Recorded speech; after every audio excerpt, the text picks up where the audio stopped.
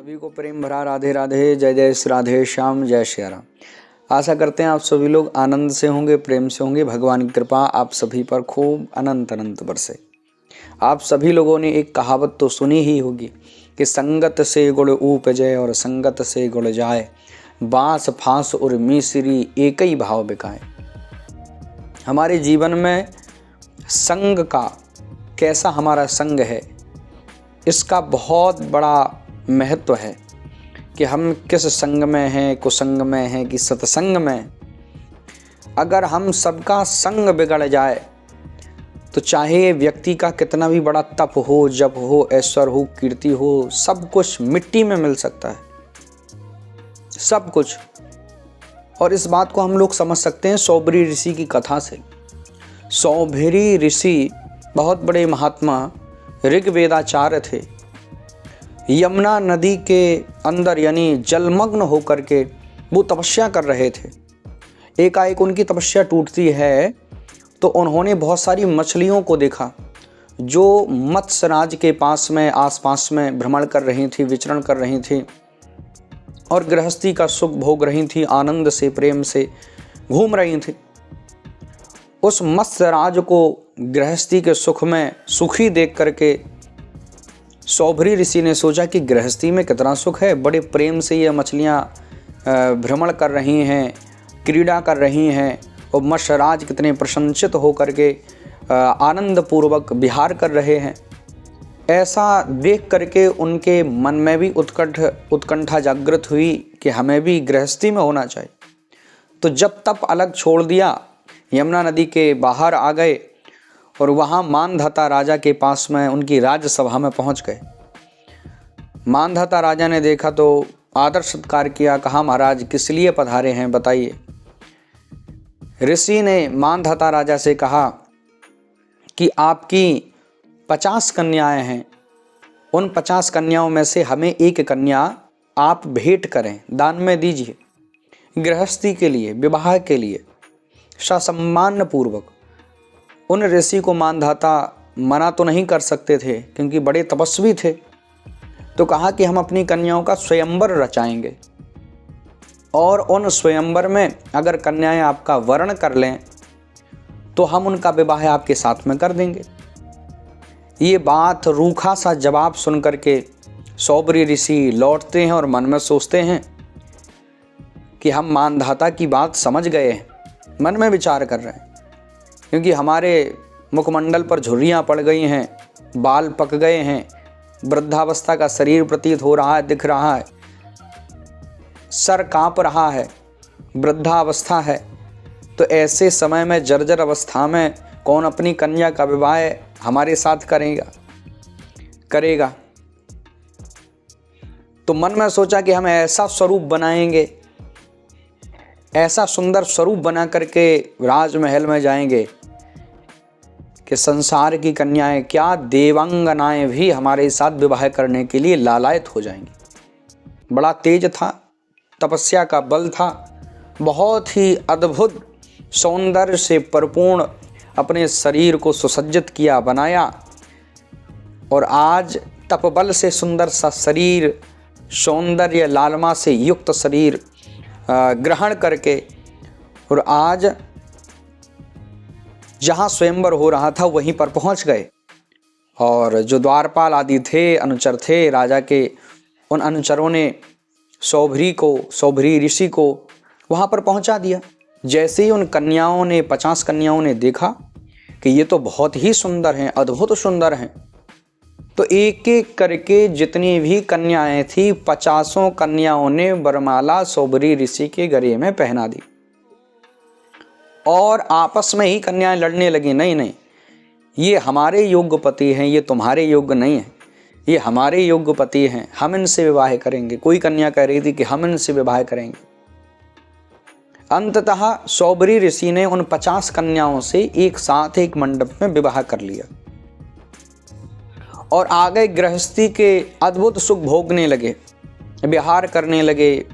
अलग अलग मधुवनों में, जंगलों में, सुंदर तालाब सरोवर में भ्रमण कर रहे हैं, विचरण कर रहे हैं, गृहस्थी के सुखों से भरपूर होकर के सुखों को लाभान्वित कर रहे हैं, भोग रहे हैं। और ऐसा समय, बहुत सारा समय व्यतीत हो गया। जब बहुत सारा समय व्यतीत हो गया तो एक दिन की बात, सौबरी ऋषि शांत चित्त होकर के एक जगह पर बैठे हुए थे। तब उनके मन में एक ख्याल आया, विचार आया कि देखो देखो, मैं कितना बड़ा तपस्वी ऋग्वेदाचार्य था, जो सारी शक्तियों को, जागृत सिद्धियों को प्राप्त करने के बाद मैं मुमुक्षु था, मोक्ष प्राप्त करने वाला था, भगवान को प्राप्त करने वाला था। और देखो देखो, मैं कहाँ इन ग्रह गृहस्थी के जंजाल में, चक्कर में फंस गया। केवल एक मात्र मछली के संसर्ग को देख करके, एक मत्स्य के कुसंग को प्राप्त होकर के, और आज मेरी दुर्गति क्या हुई है कि मेरा संग, मेरा सत्संग भी कुसंग में परिवर्तित हो गया, क्योंकि मेरा संग असंग रूप में हो गया। एक क्षण का असंग होने से सारा सत्संग बिगड़ गया, सारी भक्ति बिगड़ गई, सारा तपोबल नष्ट हो गया। जितना भी तप था सब महाराज धूमिल हो गया, मिट्टी में मिल गया। जब ये मन में ख्याल आया कि मैंने एक मत्स्य के थोड़े से प्रपंच को देख करके थोड़ा सा एक क्षण मन को हटाया, तो आज हमारी गति क्या हुई, दुर्गति में परिवर्तित हो गई। मैं एक था, 50 कन्याओं से विवाह हो गया और आज 5000 हो गए, यानी बच्चे, पुत्र पौत्र आदि आदि। ऐसा मन में सोचा। उसी समय कुछ दिनों के बाद में तो वो रहे, कुछ क्षण तो रहे घर में, गृहस्थी में, लेकिन फिर उन्होंने सीधा महाराज संन्यास ही ले लिया। संन्यास ले लिया, हमेशा हमेशा के लिए पुत्र, धन, स्त्री, परिवार, अन्न, जो भी प्रपंच सांसारिक थे, उन सब से ही मन को अलग कर दिया और सीधे महाराज तप करने के लिए निकल पड़े। तप करने के लिए निकले, सारा प्रपंच को छोड़ दिया, वास्तविक सत्यता को जान गए कि कहीं कुछ भी नहीं है। इसलिए तो गोस्वामी तुलसीदास बाबा कहते हैं, ग्रह कारज नाना जंजाला, ते अति दुर्गम शैल विशाला। ग्रह गृहस्थी की कभी पूर्ति होती नहीं है, और इसमें आप पड़े रहें कि अब भोगों से मन भर जाएगा, अब भोगों से मन भर जाएगा, तो भोगों से कभी भी मन भरने वाला नहीं है।